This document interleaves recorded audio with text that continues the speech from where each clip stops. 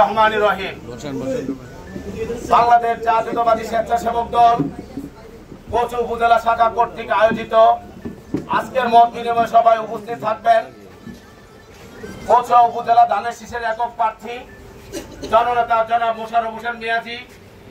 আজকের অনুষ্ঠানে উপস্থিত আছেন বিশেষ অতিথি হিসেবে চাঁদপুর জেলা বিএনপির সহসভাপতি, কোচু উপজেলা শাখা বিএনপির নায়ক, কচুয়া পৌরসভা আমাদের অভিভাবক, সাবেক 2 দুবারের মেয়র জনাব হুমায়ুন কবির প্রধান।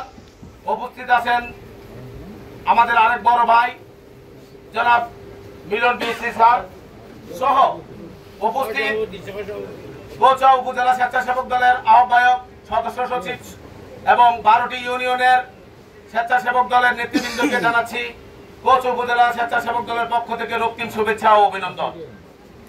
সম্মানিত সুধী, নির্বাচনের খুব কাছাকাছি আমরা চলে এসেছি। আমরা সকল উপদেষ্টা এবং প্রধান উপদেষ্টা সহ সকলের মুখ থেকে আমরা শুনেছি 2026 সালের 15 ফেব্রুয়ারির পূর্বে জাতীয় নির্বাচন শুরু হবে। সেই নির্বাচনে চাঁদপুর 1 কোচু উপজেলায় ধানের শীষের প্রার্থী জননেতা জনাব মোশাররফ হোসেন মিয়াজিকে প্রতিটা কেন্দ্রে, প্রতিটা ইউনিয়নে পাস করার জন্য, ওনার হাতকে শক্তিশালী করার জন্য স্বেচ্ছাসেবক দল, ছাত্র দল, যুব দল ও মূল দল যেভাবে দিন রাত পরিশ্রম করে যাচ্ছে, আমাদের নেতা পৌরসভার সাবেক মেয়র জনাব হুমায়ুন কবির দিন রাত পরিশ্রম করে যাচ্ছেন।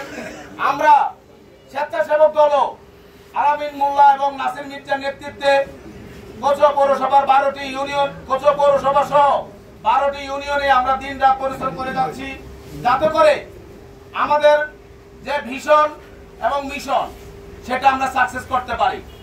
সেটা সাকসেস করতে হলে কি করতে হবে? আমাদের মধ্যে যে কোনো রকমের দ্বিধাদ্বন্দ্ব না থাকে, আমরা যাতে করে প্রত্যেকে এক হয়ে আমরা চিন্তা করতে হবে আমরাই নিজেই মোশাররফ হোসেন মিয়াজি, আমরা নিজেই মোশাররফ হোসেন মিয়াজি হয়ে প্রত্যেকটা ভোটারের কাছে যেতে হবে। বিশেষ করে মহিলা ভোটার, পুরুষ ভোটাররা বিভিন্ন কাজে থাকবে, পুলিং এজেন্ট থাকবে, অন্যান্য কাজে ব্যস্ত থাকতে পারে, কিন্তু বিদেশ থাকে, কিন্তু মহিলারা স্বতঃস্ফূর্তভাবে ভোট দিতে চায়।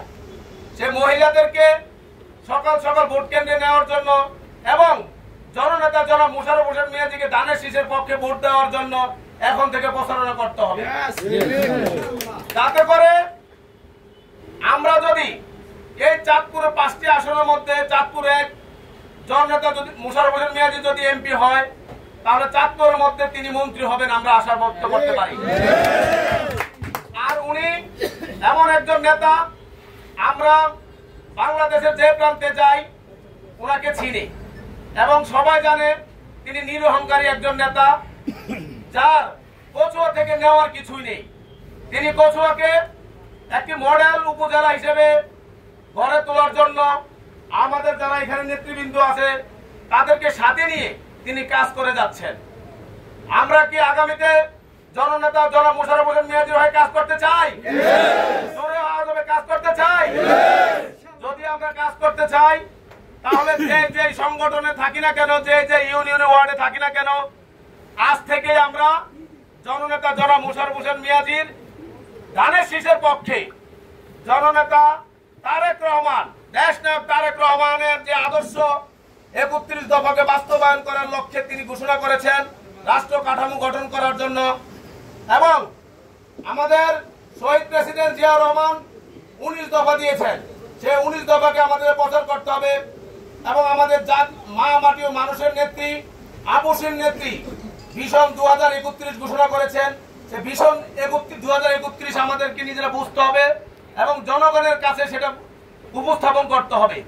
সর্বোপরি আমরা বলবো আমাদের সিনিয়র নেতৃবৃন্দ আমাদেরকে যে পথ দেখিয়ে দিবে, আমরা সেই পথে হেঁটে জননেতা জনাব মোশাররফ হোসেন মিয়াজিকে চাঁদপুর 1 কোচু আসন থেকে জয়লাভ করার জন্য সর্বোচ্চ প্রতিশ্রুতিবদ্ধ থাকব।